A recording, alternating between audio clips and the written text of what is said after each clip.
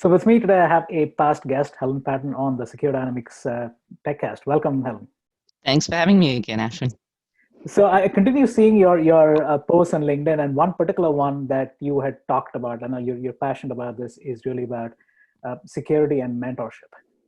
So clearly, there are leaders out there who continue to do the right thing, even among this, even amidst this lockdown. But given that you're part of a higher ed institution, and given that careers are being looked at, and whether it's this graduating class or the upcoming year, as to what does it take for somebody, if I were to be a graduating student, it's like, hey, who do I go to? How do I even understand whether security is a field I want to be in or not? And how does mentorship play a big role in this?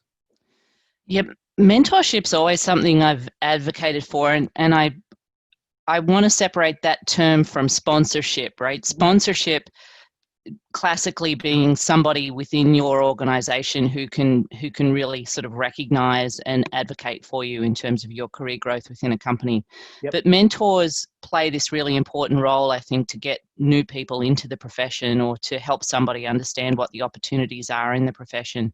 And they do it in two ways. I look for a mentor, whether this is for me or for anybody else. I look for a mentor who is going to help me gain skill that I don't already have. For a very junior person, they don't even know what skills they don't have. So the first role of a mentor in that space is to provide a roadmap to a student, a graduating student, an undergrad student, a high school student, certainly, to be able to let them know how to think about how to get into the industry. What kinds of pathways there are, what kinds of skill set they might need to be able to help them do that. The other role for a mentor at that level is to be able to be a networking conduit to other people.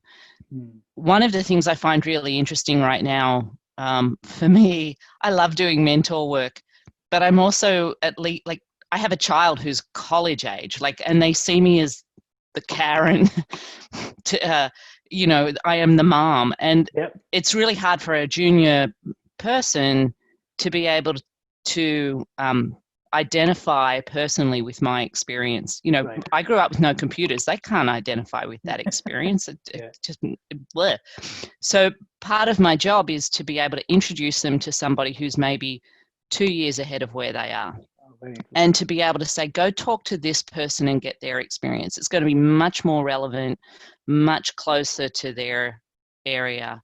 If I can find someone with a similar sort of background, a similar kind of experience, whether that's culturally or socioeconomically, even better. And so that's part of the role of the mentor at this point. And it's incredibly important if we're going to grow this industry. I can't underestimate the value of being a mentor at that right now. Yeah, so you mentioned something really important, right? Which is the ability for them to relate to somebody who is quote unquote their age, or who's been through their whatever we call digital natives, right? Right. So shifting the focus a little bit to people who've been in the industry, let's say 10, 15, 20 years. And we're all faced with this unknown that we live in right now, whether it's budget cuts, whether it's, hey, what does this all online look like, businesses going under, so on and so forth. So even for people steeped in their expertise, there's a lot of unlearning that needs to happen, right? In order to be effective. So what are some of the things that you have seen both within your own team as well as across the industry of people who are, I mean, I wouldn't say successful, but at least acknowledging the fact that they need to give up some of their habits in order for them to understand what this new world might look like and be able to constantly adapt? Yeah, I think the thing I see of the most successful people is that they don't hold on to any one particular skill or experience or way of doing things in a really sort of religious fervor kind of way. They're very clear-eyed about the good things of those things and the challenges that go along with it. The folks I see that get stuck either get into a pattern of working that they're super comfortable with, and then they're reluctant to do a different way. And I would put myself in that boat. I grew up on a waterfall sort of project management methodology. Yeah. It's very logical for me to go step 1, step 2, step 3. It Right. really sort of rocked my way of thinking to think about things in an agile kind of way. But of course, it makes sense, and particularly applying that to business continuity. Even recently, it was, and because of COVID, it was, well, you do a business impact assessment, and then you do a business continuity plan, and then you test the plan, and then when everything goes to hell in a handbasket, then you execute the plan. Okay.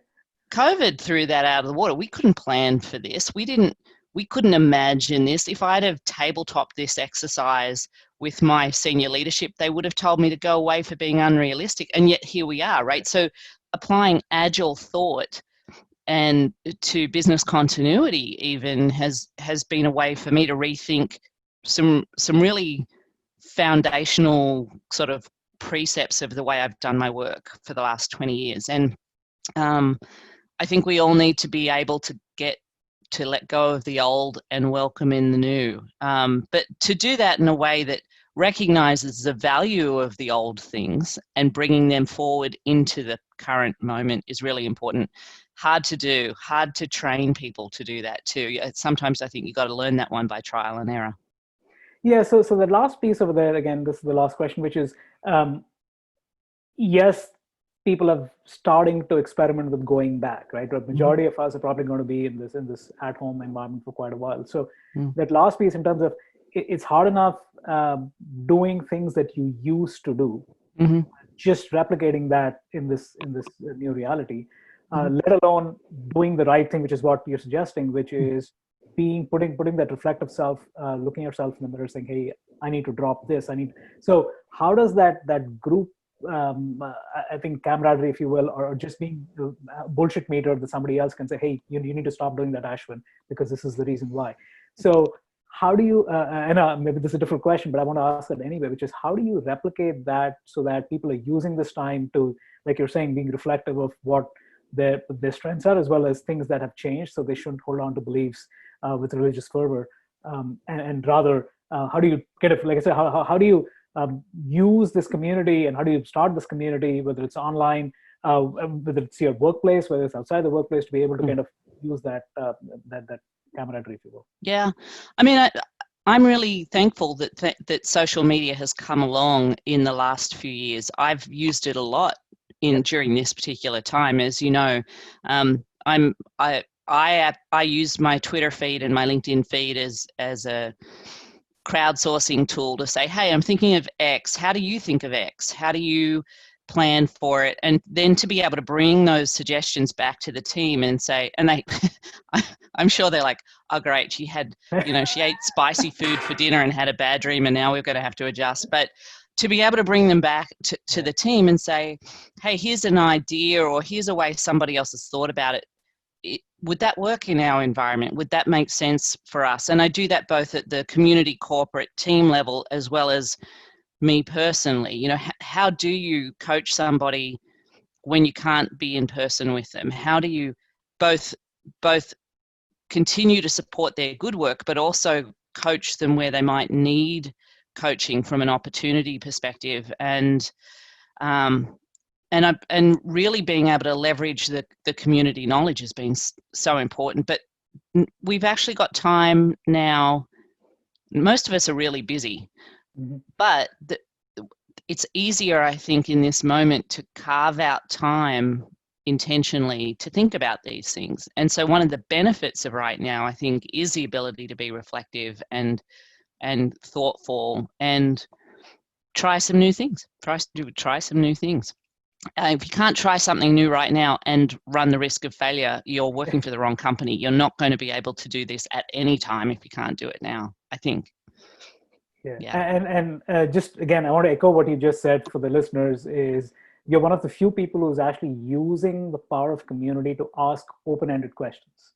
And I think I've seen some of the, actually lots of the comments that you get are people from a very diverse background. And to your point about using that, so it's not Helen, our leader, just saying this, "Hey, this is what the world is telling us. So how do we?" So it's a very, I'd say, non-intrusive way of getting people to self-reflect. So I never even thought of that, but I'm going to start using that because I think it's extremely powerful. So one final question. I like that.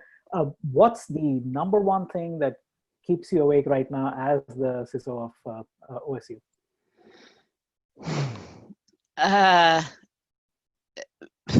I think probably that always, it's not right now, is the human element. As we're making budget decisions, as we're making return to work decisions, there is a very human propensity to say, I'm going to cut corners. Where can I cut corners? I'm going to cut corners in the security space. Yep. And I'm sitting at home in my spare bedroom. I can't just bump into people in the hallway and remind them of the importance of security. And so how to engage in those conversations that I may not be formally part of to help remind them that there is a trade-off. They can make that call now. It's certainly a business decision that they can choose to make, but they will pay for it later. And they may pay for it at a time that is not convenient to them. And so how do I help them think through those business risks? That's what's keeping me up right now until I see how people are choosing to respond to the economic crisis that we're facing. So, no, I think that I can completely relate to that, right? Which is people are making decisions, like you're saying, based on health and economy, and less so things that they should be concerned about. So great conversation as always, Helen. Great to see you, and I'm happy to kind of engage in a video chat rather than always. a podcast. Thanks so much. Thank you, Helen.